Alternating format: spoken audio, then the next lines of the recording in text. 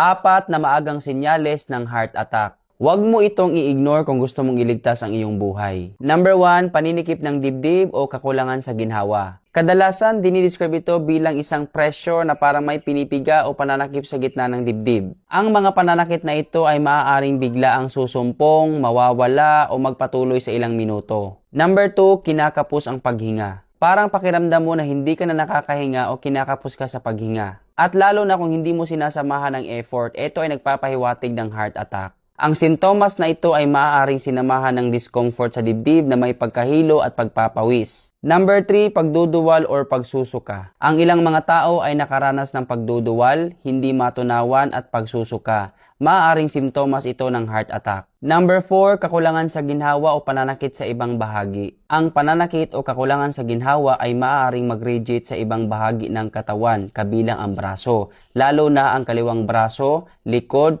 liig, panga at tiyan. Ang sakit na ito ay pwedeng mild, malubha, biglang darating at mawawala. Mas mainam na magpakonsulta na.